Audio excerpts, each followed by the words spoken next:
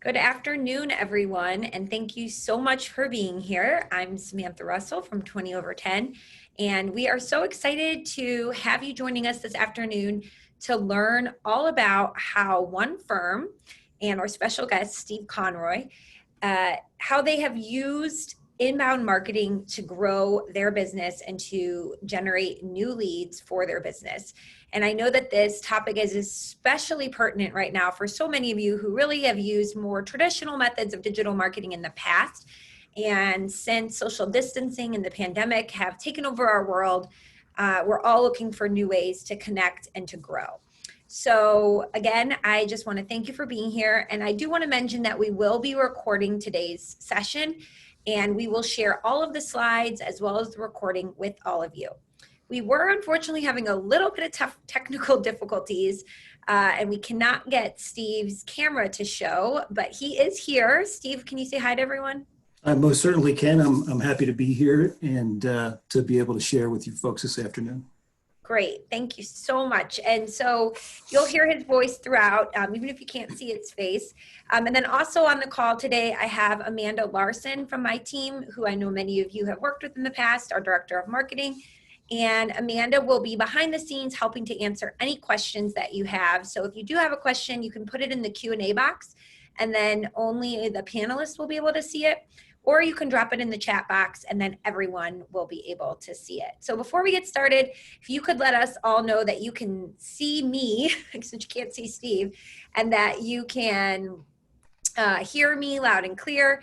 And then also I am going to launch a quick poll here. Let me just get out of this. Oops. There we go. And if you could answer this poll quickly, this will really help us get a sense of what everyone is most interested in learning about today before we get started. Amanda, if you could also just make sure that, okay, yep, we are recording. I wanted to make sure that the recording had started. Perfect. So everyone take a second and answer this quick poll. If you have a question, I see some people are raising their hands. So sorry, but we will not be able to unmute anyone today just because we have a few hundred people that have signed up. So it gets a little chaotic to do that. But if you do have a question, feel free to drop it in the Q&A box or in the comments box, and we'll make sure to answer it that way. All right, so I'm going to give you all just a couple more seconds. If you haven't already, please answer the poll. Welcome to all of you just signing on. And I'm going to go ahead and end the poll now. So definitely the number one thing that most people said that they want to learn is the type of content, Steve, that you and your team are using that's getting the most engagement when it comes to content marketing. And then the second most popular was the weekly marketing schedule. And then the last was how you're using paid ads. So we will make sure that we spend time on all of those things today. And I think with that, we can go ahead and just jump right in. So again, for those of you who might be new here, who haven't attended one of our webinars before, I'm Samantha Russell. Thank you for being here. I love it when all of you will connect with me on Twitter or LinkedIn. If you find something really valuable from today's session, tweet it or share it on LinkedIn, share a screenshot. That always helps get the word out to more people about these great sessions and the education that we do. And I'm just happy to have you joining us today. And Steve, would you please introduce yourself? I am Steve Conroy. I'm happy to be here with you folks. I am a business development director at Braun-Bostich Associates, and I've been with the firm for approximately 5 years. Unlike maybe most folks that you'd see on one of Samantha's videos here, her sessions, I am not a financial advisor. I spend most of my time doing, again, business development related work, a lot of which has to do with website management, admin, working within the Lead Pilot platform that we've been using for a good 8 months or so in a pretty rigorous way. So that's kind of my short and sweet background. Yeah, and Steve has so generously shared all of his contact info. So if you have a particular question for him after today's session, he is so kind and said, tell her, I said, do you want us to screen those questions? And he said, no, send them directly to me. I'll be happy to talk to anybody. So you have his contact info right there. cannot thank you enough again for taking time to do this today. And No as you problem. mentioned, he actually does have a website through 20 over 10 and was one of our early beta users for Lead Pilot from the very beginning. So he has some great insights about that tool as well. So this is what we're going to talk about today. We're going to just kind of share the background and the story of where the firm was coming from. So give you all kind of a baseline and how they chose a niche, how they focused in on that niche, then the tools that they've been using for marketing success, what that weekly marketing workflow looks like, the type of content marketing, which I know. So number 5, the thing you're all the most excited to hear about, according to that poll, we will get to it, so hold tight. And then also how they're using social media for prospecting as well.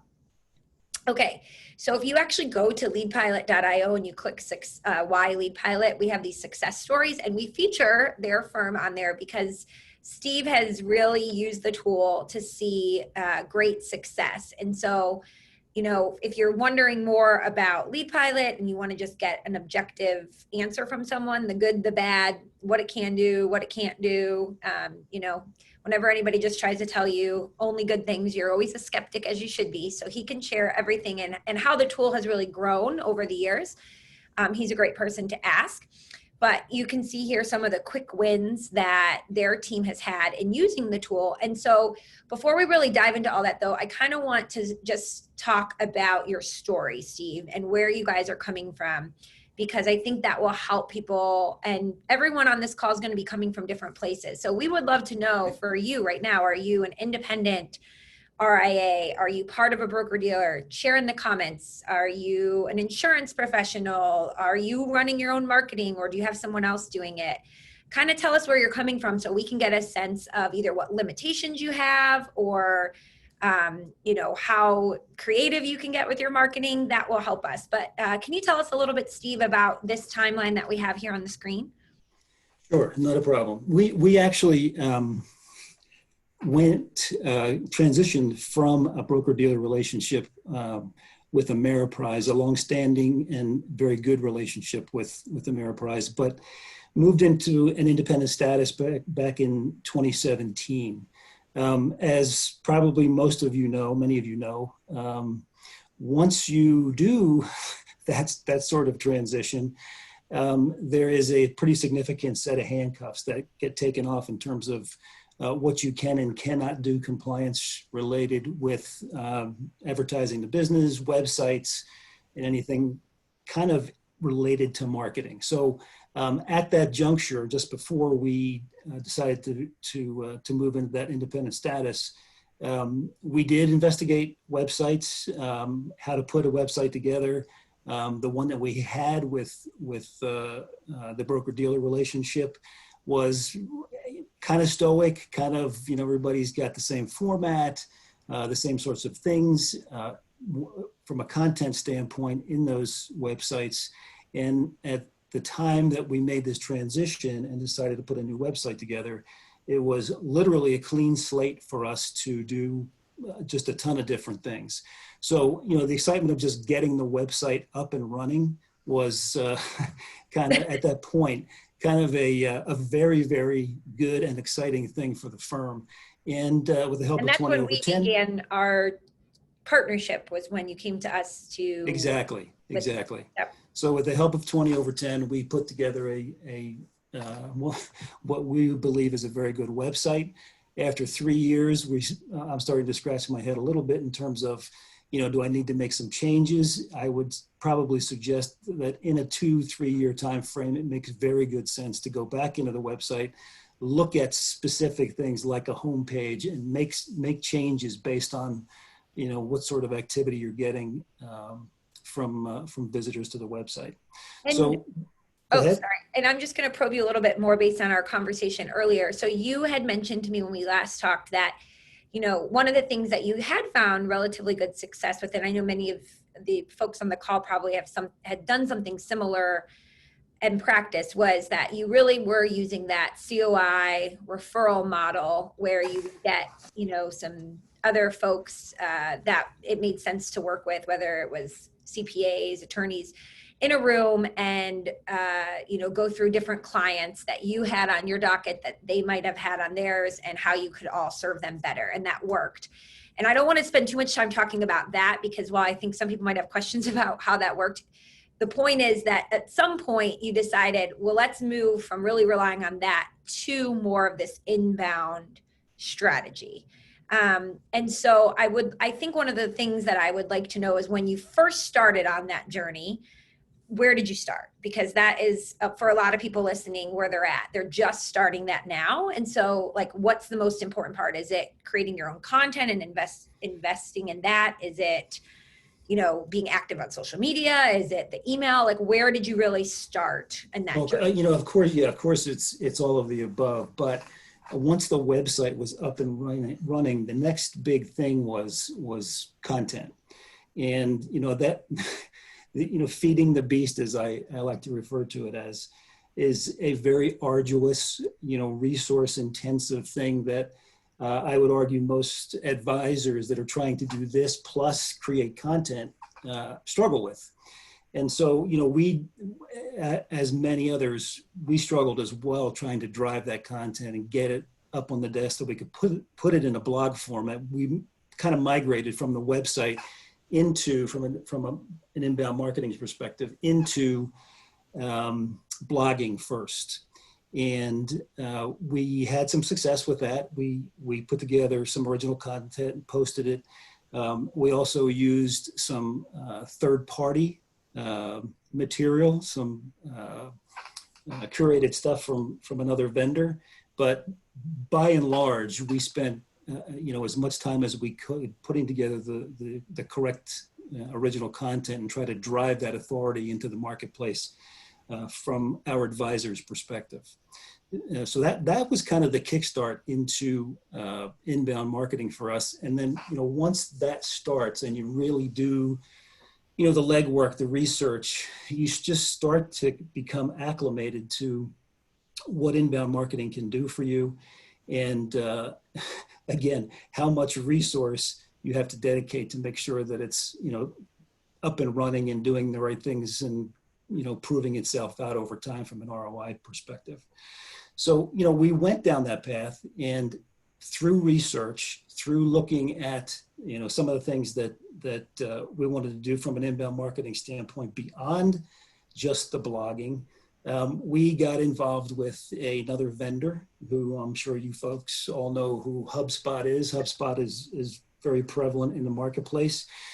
But one of the big differences, I should say, between Hubspot and 20/10 is that 20/10 in their vertical stance with in the marketplace with advisory firms, they understand exactly what it is that we need, what we do, the sort of content that we need to drive.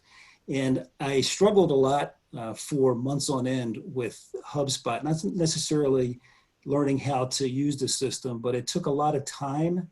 There was a lot of integration between the Hubspot platform that needed to occur and the website. Website pages had to be replicated inside that platform, and it was very arduous. So that plus cost, plus the expertise and understanding of this business, when you look at 20/10, it was a very easy decision for us to migrate away from HubSpot and move into the lead pilot product. And I'm so glad that you said you mentioned HubSpot too, because HubSpot's a fantastic tool, and I know a lot of people who've used it. Yeah. If you are really going to try to get a lot of new business from inbound marketing, the one thing I will tell anyone on this line today is that you do need to have some sort of technology, right? Like regardless of what you choose, you need something, as Steve calls it, to feed the beast and to help automate things. Because for many of you, you might not have a Steve whose job is largely to handle marketing. And the more that you can automate, I mean, even here, we have a whole entire team of content creators. We have a team of people running our marketing. We still use tools that schedule things out and that automate, because it is, content and the way that people engage with content, it goes so fast that you constantly have to be adding more to it. So regardless of the tools that you decide to use, whether that's Lead Pilot or something else, it's important to think about. But to Steve's point with HubSpot, they don't provide you the content. And I know content is such a big thing that many of you are interested in. So with that, I actually just want to, before we move on, because so many people are interested in about the kind of content that you're sharing, Steve, I wanted to pull up the Lead Pilot library. So it'll give people a sense of the kind of content that's in here, because you are using it to supplement your content generation. And we've already gotten some questions from people like how much of the content that they're doing is like completely written by Steve, original content, versus ghost written pieces.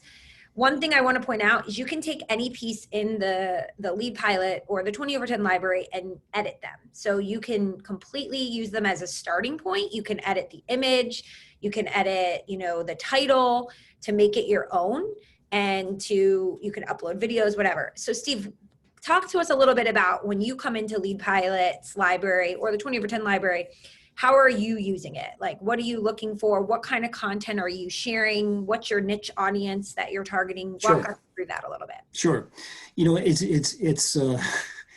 I would recommend that the easiest path to deciding what sort of content you want to push is first and foremost, what's the audience you're trying to entertain, right, or trying to attract. And so niche is first and foremost. We've got about, I think I'm segmented and listed out half a dozen niche segments that we've got inside the system. But we consider the niche first. I personally refer to current interest research by niche. So I do research kind of ongoing because I want to make sure that I'm putting things out there that are actually of current interest to each one of those buckets of prospects, those targets. And then I'll go into Lead Pilot and I'll go into the filters almost immediately. And by category and persona, I will I'll probably go first to persona. If the niche exists within the persona list there, I'll go into the persona first, and then from there I'll move up to categories and try to pick things that again are relevant and current in terms of what those niche targets are actually reading. So, I would also encourage people, if you don't have a whole lot of time, one of the best tools that I have and use all the time is Google Alerts. And I'll put something in there just as benign as what millennials are reading. And every single day I get a Google alert that basically tells me what these folks are reading. It'll present me with articles that I can read. And that's a very good source and an easy source to use as a research tool to figure out what sort of content you're gonna push to those target audiences. So that's how I do it. I mean, inside the platform itself, it's very simple, very easy. And are you editing the pieces once you choose them? Yeah, I mean, I'll go in and I'll do some light editing, and I'm always looking for an opportunity to pop a location in there, right? Mm-hmm. So if I'm looking at something and it's kind of it doesn't speak specifically to a particular market, I'll load a Pittsburgh in there, which is where we're based. I will do some things in the title sometimes. I position most of these things as coming from the advisory firm at Braun-Bostich Associates and not a specific advisor, but I do specific advisor stuff inside the content itself on the, what's it called there, Samantha, the side piece, the profile of the advisor. The sidebar? Yes. So, I do that as well. Inside. So what Steve's talking about, just so I can make sure this is clear for everyone, when you set up your Lead Pilot account, you both get to brand the page as a whole, right? So like we have their logo here, all their colors. You can make this white, gray, whatever. But then you also get to brand this little sidebar here. So if you have multiple advisors, you might buy multiple seats. Each additional seat's $100 per month. and they would have their own little featured section. So each advisor could have their own, or you can make one person from your firm kind of the spokesperson for the brand, which I've noticed that you really have done that with Amy. And I have Yes. her LinkedIn pulled up here. And so if you go to Amy's LinkedIn page, you will see here a lot of that same content that Steve's talking about, you can find here, right? So this piece right here is a piece that you shared to her LinkedIn page. And when you click on it, it's going to take you back to this landing page. So it's reinforcing Amy as the owner and the face of your brand. Correct. Correct. So, that really is the logical process. It's relatively simple. You guys make it easy with the platform. I put out, maybe a half a dozen pieces a week through the Lead Pilot platform. And I would say that, based on the ease of getting into the platform, making a decision on the content that I want to push and actually scheduling it and getting it out there, on those 6 posts a week, I'm probably spending, with a little bit of research, maybe 6 to 7 hours a week doing that. It's not that difficult. It's very simple. You make it very easy. So, is there like specific pieces that you can think of that have performed really, really well, that whether you wrote them, your team, or you pulled them from the platform? the stuff that really seems to resonate, some people get surprised by this, but, every time there's a piece of timely content, that always performs well, right? So within any one of the niche targets that we push content to, anything that's timely pretty much gets gobbled up. Steps and tips type content, people love that because it's easy reader. They can jot things down, they can kind of absorb quickly and move on. So that gets a lot of attention and reads. Anything trending, lifestyle, family is big. But again, if you do the research on the niche and you understand what they're reading, it makes the job very easy to come into this platform and pick and choose what sorts of things you want to push out. I also try to, by niche, I try to obviously not repeat anything, but I also try to keep things in some sort of a series, right? So if I'm sending things to, let's say, a millennial or a Henry, if everybody knows what a Henry type audience is, I'll try to do budgeting things and credit card things and things of that sort in a succession, based on some of the read times that I see these folks coming in and doing. So that seems to resonate well as well. Yes, having like a theme. We do that too, where we'll have a theme where our month of content is really devoted to video marketing, and Exactly. a lot of the contents are on that topic. So just in the interest of time, I'm going to keep moving forward. Sure. If you have more questions about how Steve's editing the content, please let us know. But I wanted to share this weekly marketing schedule. I know that for so many of you, that's one of the top questions we get is, can you give me a schedule of what I should do every day? And I'm sure this is something you're constantly editing, Steve, and trying new things out with. But I think having a schedule is really important. And one of the things I just wanted to point out in here is that you are really, utilizing a couple different pieces of tech and also different, just tools and resources in general. So for anybody on the line who's thinking about how do I get started with this, you need to try things out and see what works for you. But Steve, you've obviously, have done that and have gotten into a good groove. And so you're using, both third-party curated pieces from places like Vesterly, which is some of you are probably familiar with it, where it will pull articles that are syndicated from well-known pieces like the Wall Street Journal, things like that. So those are just going to your social media platforms. As here's another piece kind of, again, to like fill your feed, correct?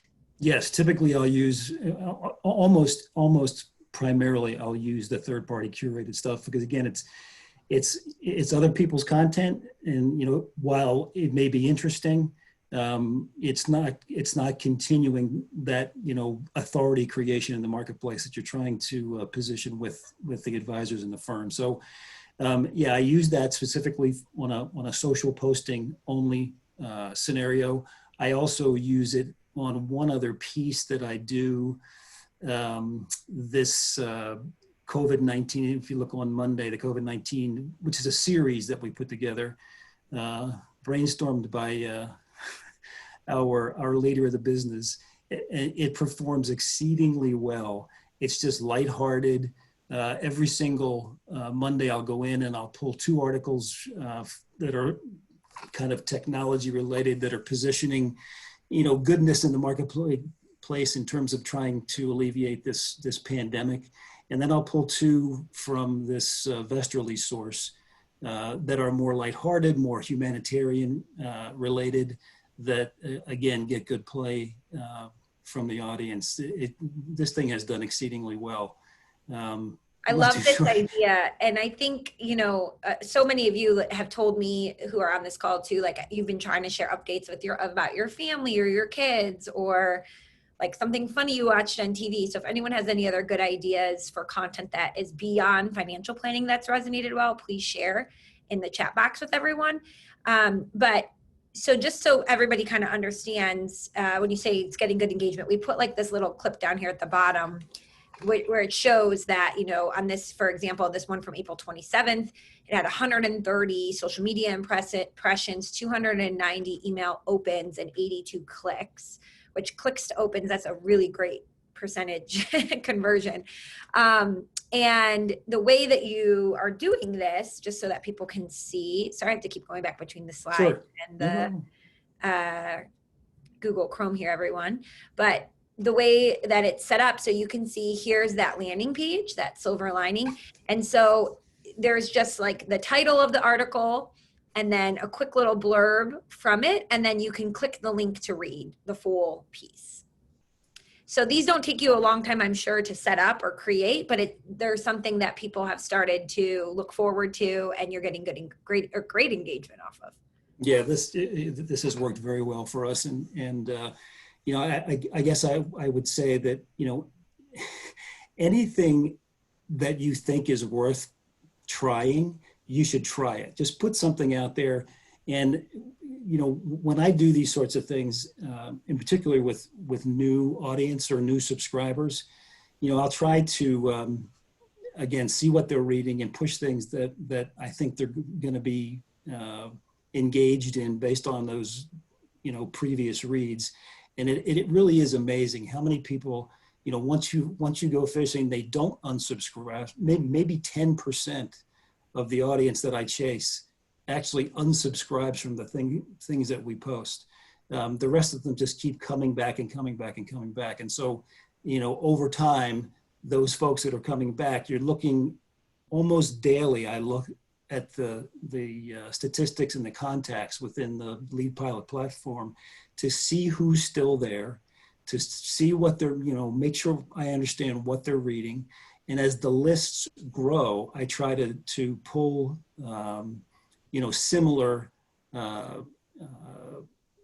contacts out that are looking at the same sorts of things, mm-hmm. and kind of splinter off into another segment that I could push so more specific content to. What Steve's talking about here, for those of you who may not be using this, and again, we're getting a couple questions from people saying this is all great, but I don't currently use Lead Pilot. Of course, we'd love you to use our tool, but these strategies would apply to anything. So don't get stressed if you're like, but I don't have this tool. Of course, we want you to use the tool, and we'll give a coupon at the end for a free code if you want to try it for a month, or a code for 1 month free if you want to try it. But this would apply to anything you guys are using. So if you're using MailChimp, you can go in and see what certain people are clicking, opening, and reading into the history tab, right? So you can see here in this contact history, it will say, these pieces were delivered, but they were not opened, right?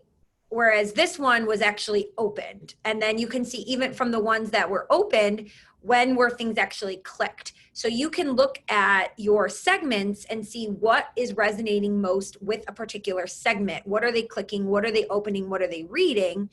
And, how is other people that look like them going to also absorb and read your other content? Right. So that is what we mean by that. The other big question that was coming in that people were a little bit confused by is when I'm showing these pages, everyone is asking like, so is this Steve's blog? What is this? So this is separate from their website. So here's the website right here, guys and gals. So this is their website. Of course, you can post blog posts and pieces to here.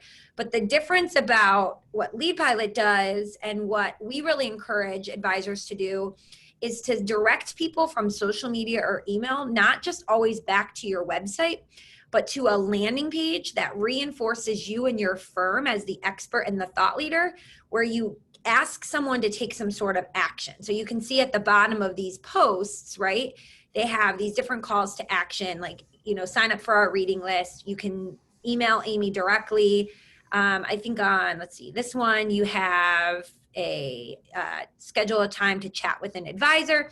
So it's not just sending someone to your website where they can go down into the abyss and start clicking all these things.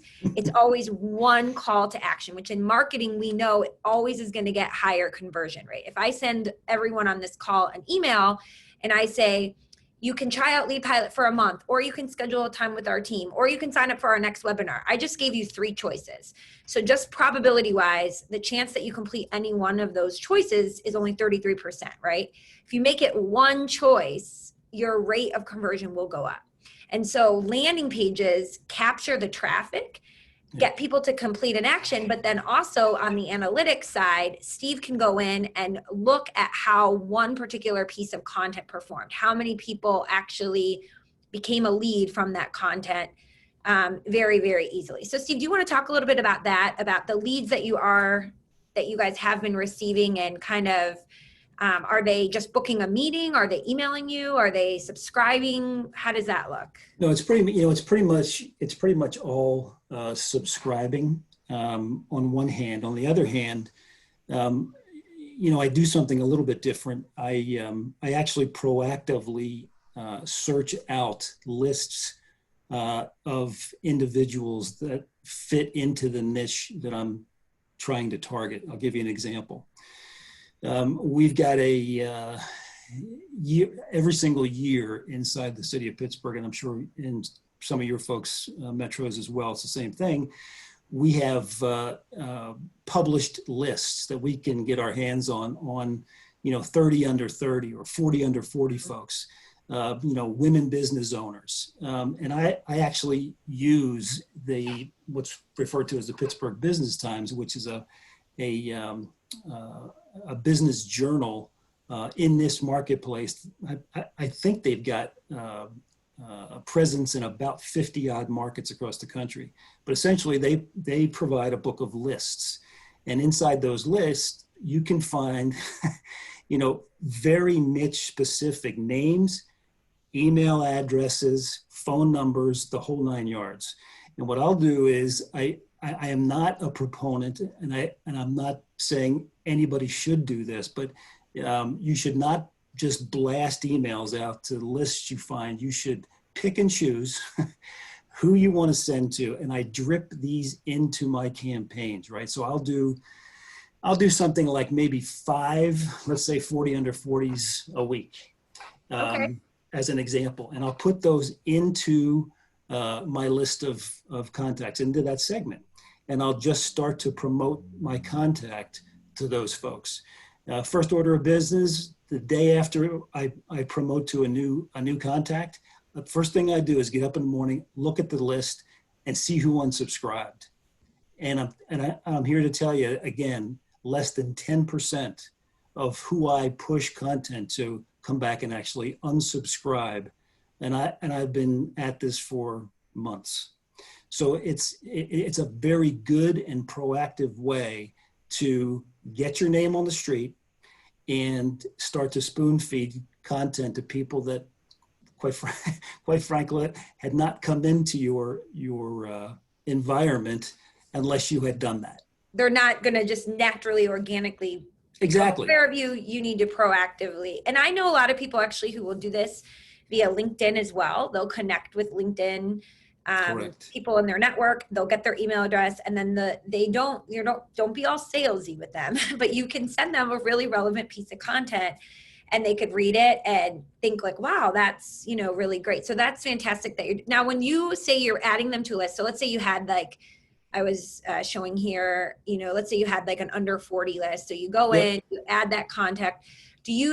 Are you manually, going in here, let's say choosing this piece and then, sharing it and under, either schedule it now or schedule it for later. We can Yes. turn the social off. And so you'll choose then from this list that you want to share it to that The under 40. 40s. Yep. Okay. Yep. So that's how you're doing it. And then right, and they get added to the list, and the list keeps growing, and a couple trickle off from time to time, but it's very few. now when you are doing that, will you usually come in and customize like the subject line here and all of that as well, or just leave it as what it's set up? Well, again, these folks are being added to a current list, right? So I drip them in from time to time, and then basically whatever I'm sending to the group, the new person gets, the new contact gets gets the piece as well. Okay, that makes sense. But it's one of those things, folks, that it everybody's got a great set of clients to send information to and to keep entertained, unless those clients are taking that content and actually sharing it. It's hard to get referrals, and referrals are tough to come by anyway. So this is a way to beef up your lists without being overbearing, quite frankly. And I like that you are adding just like 5 a week, so you can not get, if you import a list of like 200 people and a lot of people unsubscribe, you can get flagged as a spammer. So you don't want to do that. Exactly. But also it makes it more manageable where you can actually look at them, see what they're opening, see what they're clicking and reading. It's a lot easier to do it that way. Now, have you, one of the questions that some people are asking is, do you ever use or like so you're obviously sending them content and dripping on them, but you can also, come in here and just send like a new email message, plain text email. Do you do that to like welcome them, or you just start dripping on them? Well, the drip piece is relatively new from the platform perspective. So no, I have not done a lot of, personal emailing. I've done some. Again, I'm not the advisor. I'm the guy who manages all of this. Yep. But no, I haven't done that. But with the drip campaigning, in particular, you had the custom that came out first, and now we've got the automated campaigning capability within the platform, which I have not used yet, but I am rip-roaring and ready to get behind it. It's just fantastic, and the list that I have so far, they're at such a point where it makes sense to begin to do some drip campaigning. And what Steve's talking about there, for those of you that don't know, so because this is his, he's business development, this is his job. He's not just an advisor. I shouldn't say just an advisor. He's not an advisor who needs to focus on servicing the clients. He's not using our automated campaigns, but he's saying, what he's referring to there are these curated campaigns that we've created. So this is great. Let's say you are an advisor and you have wearing a lot of hats and you only have an hour or two a week to devote to this. Like you don't have time to be coming in here every day, or maybe you only have 1 hour every quarter, right? You can come in and choose one of these campaigns. So you can see they tell you exactly who they're targeting. You choose the campaign and it will tell you this campaign is designed to address specific concerns of those approaching retirement within the next 5 to 6 years. It will tell you how many articles, how many infographics, and how many video. Then when you select it, what's great is all the things that Steve is doing manually, this has automated that for you. So you can see it says day 1, 9 a.m., 6 steps to determine your retirement deadline is going to go out via email. And so if you go to share settings, you can see it's going to go to all your contacts, but you could say, I only want it to go to 65 and older. And you can also come in here and customize what that message says if you want. You can also say, I want anybody who is new who subscribes to also go to the 65 and older list, right? And then confirm that that's going to go out day one. But let's say you also wanted to just see what that piece says. You can click the edit details button and you could edit this piece and make it more specific if you wanted to first. And then it'll say like day 6, right? This video is going to go out on Facebook. So you can click customize. You could change what this quote says. You can edit. You could say, I also wanted to go out to Twitter on that day and confirm that. That's going to happen day 6. So day after day, you're going to see what this is called a drip campaign. We're dripping on our social networks and via email specific pieces of content designed to move the needle with a particular group. So Steve keeps talking about all these segments he's created, which is genius because the more specific you can make a segment, the more targeted you can be with the content you do send them, right? So you come in here at the beginning of the month or the quarter, you look through this, make sure it all looks good. Okay, yep, I want to start the campaign. And then you can create a custom start date. So we could say, you know, at the beginning of August, on August 3rd, we want to start this campaign. And now it will go in our queue and be ready to go. So Steve's not currently using these, as he mentioned. He's actually going into our content library and actually more manually doing it. But those campaigns are really designed for those of you on this call who don't have Steve, who need to sort of, take some of that off of your plate. And it also, Sam, it makes a ton more sense the fatter the target audience list gets, right? Yes, so, right. Dripping to 3 people is not like dripping to 30 people. It's a whole different animal. The other thing that, I just want to mention is you can obviously import lists. We do have integrations, one-click integrations. If you go into settings here with Wealthbox and Redtail, and also Riskalyze. But if you have a list, or as like Steve mentioned, you could add people as a one-off just by adding a name, or you can import contacts using a CSV file. And we give you like the sample of how to format it. So some people are asking, Steve, could you mention again, when it comes to like how you're adding people to these lists, you're really just doing Google searches and looking for people that meet the qualifications of your niche based upon lists that are in your local area of prominent, like 40 under 40 in a particular profession. Yeah, it's, I mean, to create them, again, it's not that difficult. But this, again, the source that I use is a local source. Business Journal, if you Google Business Journal in your market, you'll come up with, like in Pittsburgh, the Business Journal is called the Pittsburgh Business Exchange, the Pittsburgh Business Journal. And it has articles that you can read, just kind of one of types things, but it's also got a just whole plethora of lists by niche, by physicians, by lawyers, doctor, whatever. And you can go in and you can pull this content down. And if you so choose, you can actually have them physically send you the book of lists, and those lists will keep you busy forever.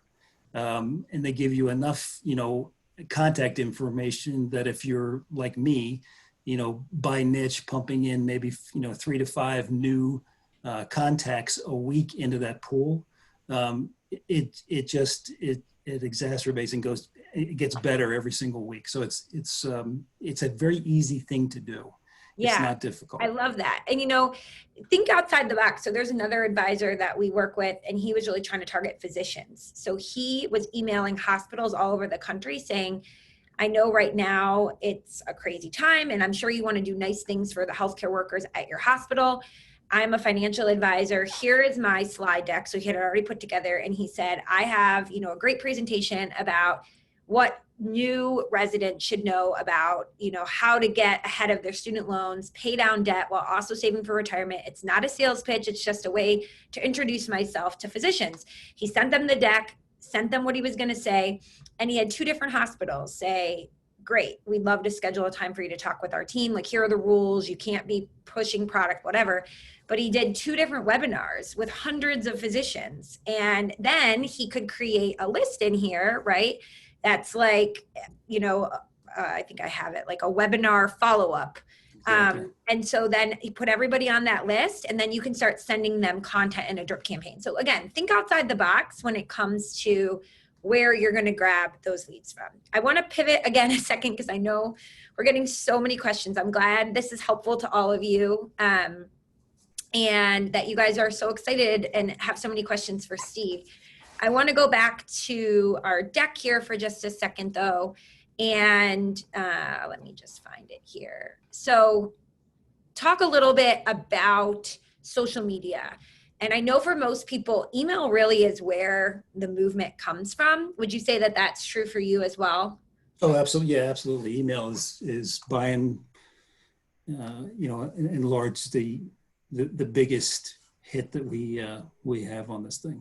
Okay, so social media is great and still important to have, mostly honestly for a credibility standpoint. For many of you, you can't use a lot of even the best benefits of social media when it comes to like commenting or getting great reviews and things like that. But it's still important to do it, and it's important when you are sending, let's say, Steve, you get a name of somebody in Pittsburgh off one of those lists and you start emailing them, they're going to look up your company. And so you want them, when they look up the company, to find your website and your social media profiles. Sure.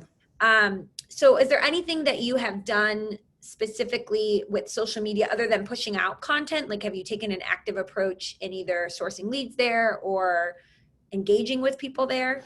Yes, in terms of sourcing leads, in particular within LinkedIn Advanced Search or Navigator. That's probably the prominent place to find new leads from a social media standpoint. We do get some things from Facebook. Our readership and activity on Facebook is larger than it is within what we post on LinkedIn. I think a lot of people probably have the same situation occurring, but we really, the social media thing is I monitor the platforms for the advisors and for the company on a daily basis to see, how the pieces that we put out there are resonating, how many people are reading. I look at the statistics and I go into Google Analytics and, try to pull things from there as well. But you have to have the social media presence. You have to monitor what's going on in there. And keep it consistent and keep it fresh. And when you're in the lead pilot platform and you're trying to make a decision on, should I send this to LinkedIn? Should I send it to Facebook? Should I do both? Or should it just be email? Sometimes it's all three. And, that's fine. But sometimes you're only sending pieces out to clients. Right. And so it's just an email campaign. And it's nice to have one tool. And that's, again, I know one of the things you've told us is that one of the reasons you do love Lead Pilot. And again, for everybody on the line, we're not saying you can't accomplish this with other tools. Of course, we are excited about our own tool that we've built specifically for all of you. But if you're already using MailChimp and you're using HubSpot and you have to write your own content, you can cobble together all those tools, and that's fine. But I think it is really nice to have a tool where you go to one tool and you can email clients, you can email prospects, you can move people from one list to another seamlessly, find the content, and all that good stuff. A huge advantage. It's absolutely a huge advantage. And the content in particular is just, it's fantastic. I mean, that saves so much time.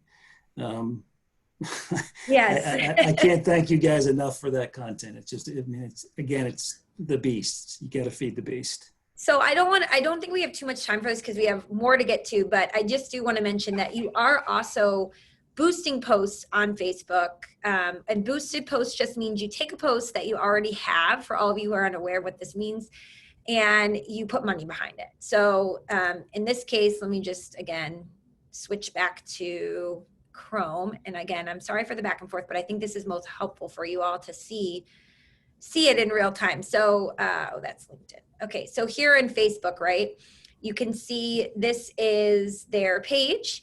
So these are all organic posts, right? Organic meaning they're not paid. But once you have a post on Facebook, you can pay Facebook to, 20 bucks, 50 bucks, 40 bucks to sponsor it and get it in the feeds of more people. So Steve, how often are you doing that currently? We haven't done a ton of that. We want to obviously get more involved in that, but it's a kind of an easy thing to do. And again, it's inexpensive. And I would say that, if you try boosting once or twice, you're going to see in some cases, you'll see some pretty dramatic, jumps in how many people have read the piece. It's right. It's kind of amazing. And again, it's, 5, 10, 20 bucks. It's very inexpensive. And one of the things I just wanted to point out, if you are going to be doing this, so you'll see right here, we make it incredibly easy to retarget people on Facebook. So the easiest way I can explain this is, have any of you ever went shopping, let's say on like Nordstrom's website, you look for a pair of jeans and then you don't buy the jeans, but everywhere else you go online, you see ads for those jeans. That is retargeting. And so Facebook makes it really easy for all of you to retarget people. So somebody is on social media, let's pretend, and they read this 4 areas of your estate plan to review in light of COVID-19. And they click on it and they come to this page, but they don't take any action. They don't fill out your lead magnet. They don't book a meeting with you. They leave. They just clicked on it from social media. That's it. Because Lead Pilot has this Facebook pixel ID in there, it will track them. And now you can set up in Facebook ads so that they're always being reminded to go back and either go back to another landing page or read a blog post or visit you online. And you can do this for cents on the dollar. It's a really low cost way to target more people. And then you can do what we call lookalike campaigns. So even somebody who never clicked on your Facebook or never clicked on that link on Facebook, they never ended up on this page, Facebook can look at the data of that one person and find more people that are like them. So same age bracket, geographic location, income level, and send them your posts as well. So it's a really, really great way to also expand your reach. I don't know, Steve, is that something you're using currently, the Pixel ID? I actually, you guys just announced that a couple of weeks ago. And yes, in fact, I did load my Pixel ID. So I'm off and running. Awesome. Fantastic. Well, I know we had a lot more questions. I think you guys are awesome, all these questions that have come in. So I'm just going to go through and look at these questions and see if other things specifically stand out. One question that did come in was, how much time are you spending each week, would you say, creating content, like editing pieces or writing original pieces of content? Well, there's kind of a couple of pieces of that, right? So, from time to time, we do put together some original created content, not something that's coming out of a Lead Pilot library. So those things obviously take a lot of time. We want to try to focus more on, maybe some white paper activity, things of that sort to have folks download. But the content within Lead Pilot, I might spend, on all the things that I do in that calendar, probably, I'm going to say maybe 6 to 7 hours a week. Okay. And I'm pumping out a half a dozen plus pieces every single week. So half a dozen. Okay, so 6 times a week, new content is getting pushed out. That's great. And I did want to just show, in case, because we didn't get a time to look at this, you can filter by editorial infographic videos. So let's say, you wanted to do something that was more visual. We have these great visual pieces. All of the pieces in Lead Pilot can be edited, except for every Friday, we add these week in perspective pieces that we get in partnership with briefing.com.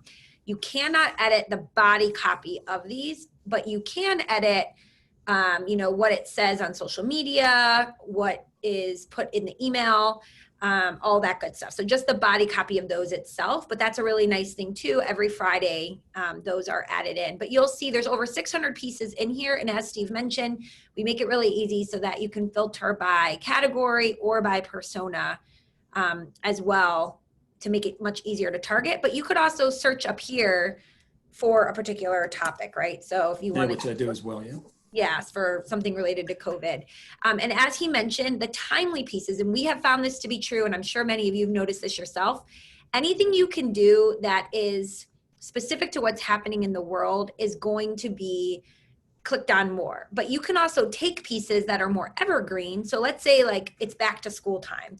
So you want to do something about student loans. Well, this one doesn't say anything about, back to school, but you could choose a piece and make it to be relevant with what's going on in the time, because you can edit the pieces, right? So you can come in here and choose a particular piece and put in like, going or back to school season, the surprising student debt problem, right? Like you can add in those keywords through searching. So that is a really cool feature as well.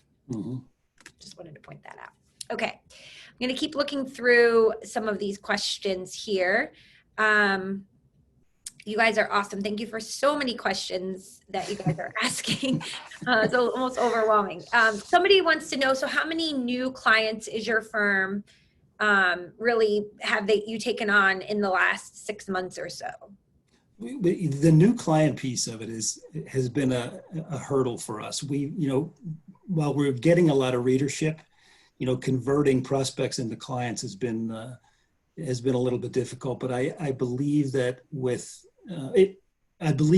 what we're doing at this point, with this platform and the way that we're approaching these targeted audiences, is going to get much better, much faster for us.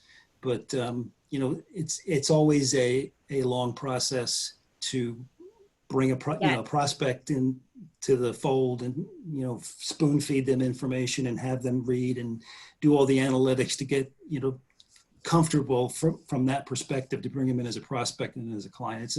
It's a lot of work.